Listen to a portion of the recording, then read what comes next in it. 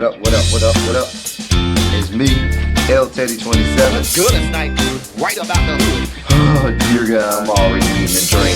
Look a damn mess. Just a damn mess. No means no, and yes means no. What up, what up, what up, what up, what up, what up, what up, what up, what up, what up, what up, what up, what up, what up, what up, what up, what up, what up? What's good, people? What is up? What is up? It is me. I am L Teddy 27. And I'm back for another review. This is going to be our review for Chasing Atlanta. This is season 4. This is episode 10. It is the season finale. It is entitled The Revelation. This was an hour and 36 minutes.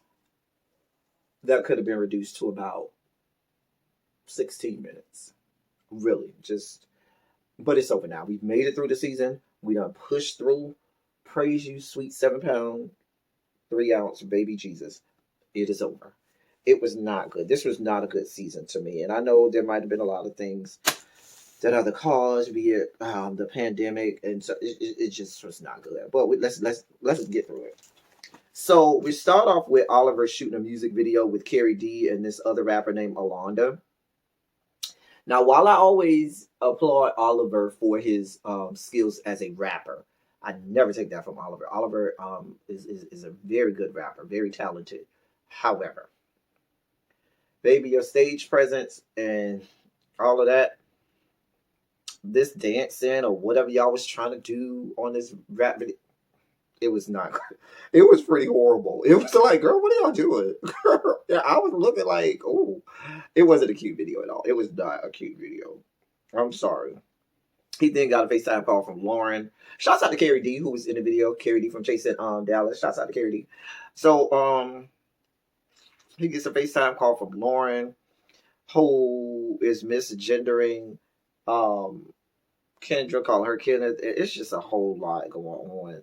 Y'all know I do not see it for Lauren. Every time she comes on screen, I told y'all I get irritable bowel syndrome.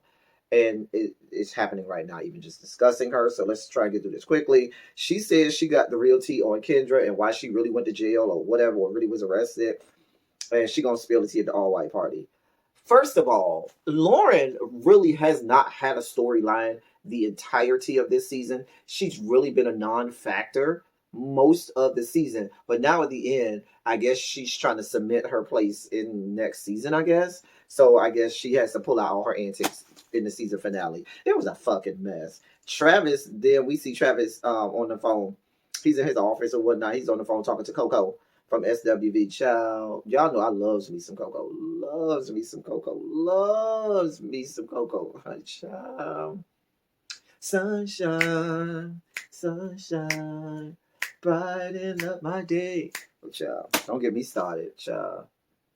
You're the one when in need. Come on, Coco, out. When in love. Cause you're the one for me. Love Coco. Love. Coco sings down. Child, we ain't gonna keep going down this road. Anyway, child, that Coco version of If Only You Knew by Patti LaBelle, well, the SWV version of If Only You Knew by Patti LaBelle, baby, when I tell you Coco sings down, she sings down.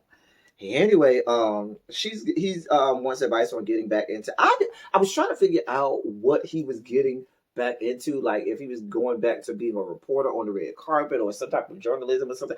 I was trying to figure it out. I was confused. I am confusion. I didn't know. He tells her all about the white party he's having and whatnot. I was like, okay, girl, moving on. Oliver had the soft launch of his seasoning. Travis, Dominique, Cameron, and Rico came. And so Dominique, Rico, and Cameron are outside, and Travis joins them. He starts talking about the all white party. Now, Travis,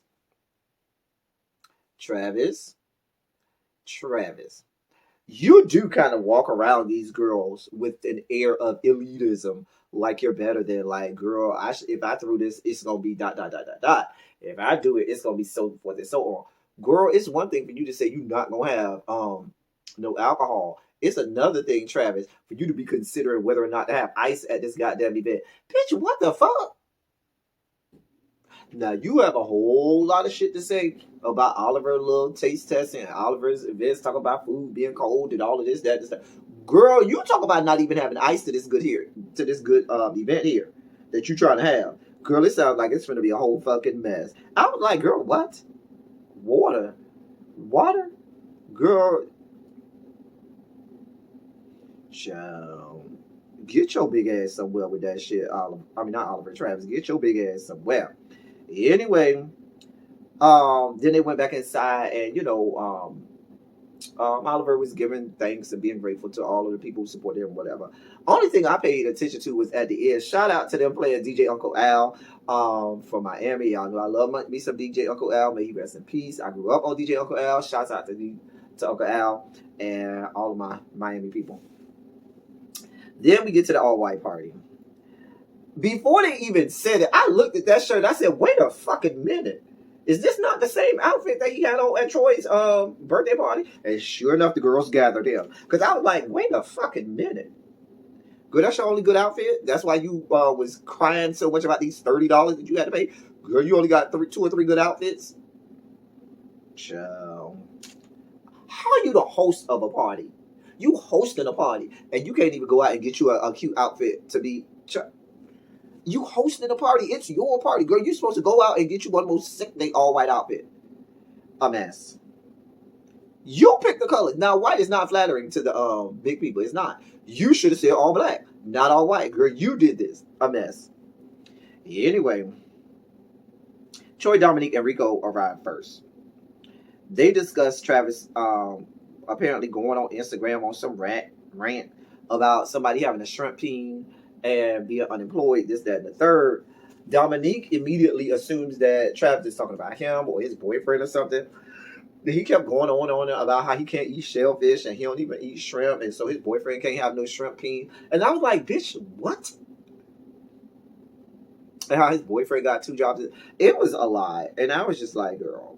Cameron comes. Now, Cameron, let me preface by saying, I'm a Cameron fan. Cameron is a beautiful black man.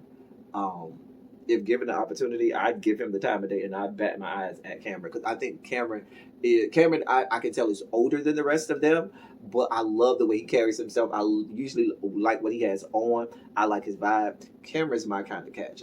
Cameron, if you watching, hit me up with a DM. We can talk about these things and see where it goes. Anyway, but I like Cameron.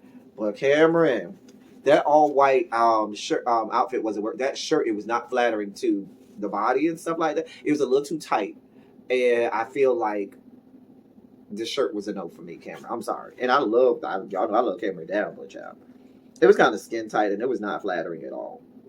And yeah, Q, Lauren, and Oliver arrived together, and then Kendra came with Wayne the Pain. Now, Travis then took them outside and he was backpedaling and pussy popping, trying to explain to Wayne the Pain why he wasn't invited. I don't know how you thought in your mind that Kendra was not going to bring Wayne the Pain. How did you think that?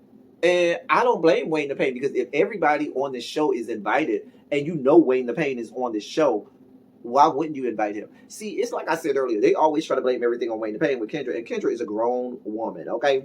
Kendra makes all her own decisions. Wayne the Pain, yes, that's her best friend. Yes, that's her manager. But it's still up to Kendra to act and react to certain things. And you can't put that all on Wayne the Pain.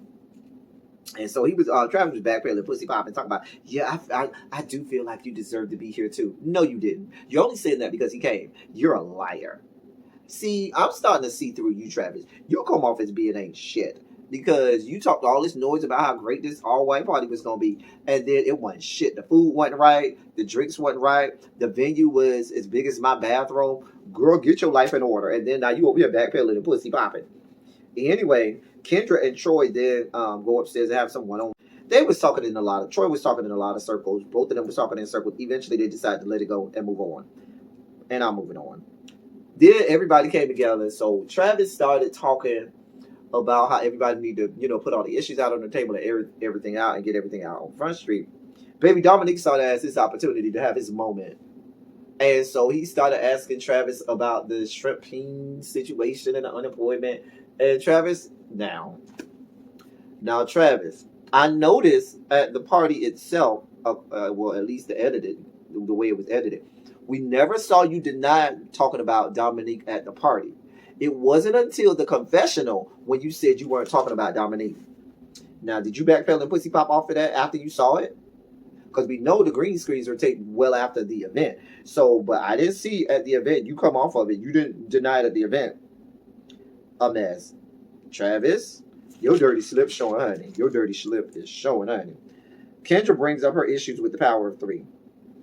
And when Wayne the Pain started talking, I was here for Wayne the Pain. Wayne the Pain came there and Wayne the Pain laid it all out on the table. And I was here for Wayne the Pain. Everything Wayne the Pain was said, I was here for him 1,000%. Kudos to you, Wayne the Pain, for calling people to task and calling people out. I don't know what Q was talking about.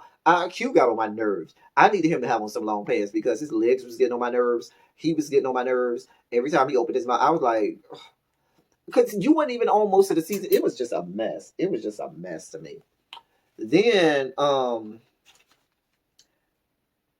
Oliver, Kendra, and Wayne went outside and they talked, and Kendra wasn't on her normal Kendra, rah, rah, rah, everything. Kendra was real low-key, real toned down, real amicable and everything. She really was there to, squash a lot of people. You could tell she was not on the function. She was there to squash beefs. So her, Wayne, and Oliver, they went outside and they talked it out and they mended fences.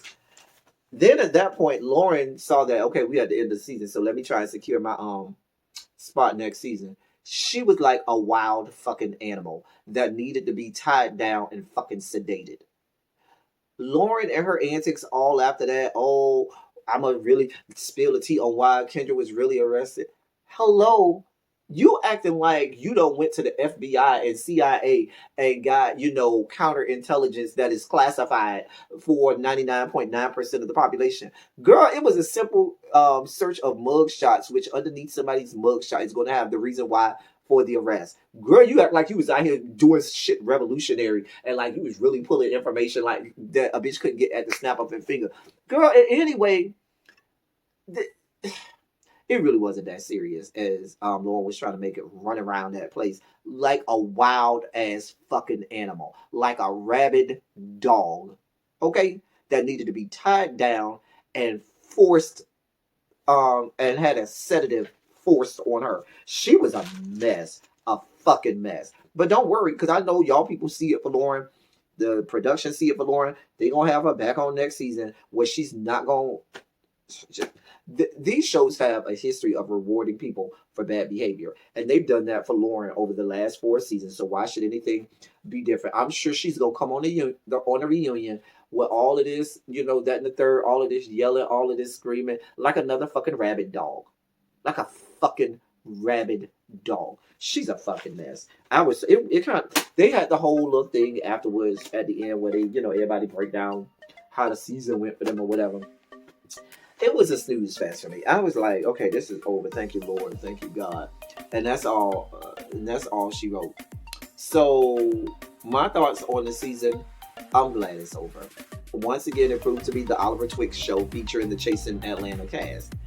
My favorites, Cameron, because I see it again. Hey, Cameron. Rico.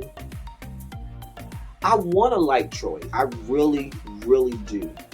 But every time I get to the point where I want to like Troy does something that make me go, Troy, what are you doing? I don't know. And y'all know I like Wayne the Pain. I don't give Wayne the Pain credit for being the bad, nefarious person that all of them make Wayne the Pain out to be.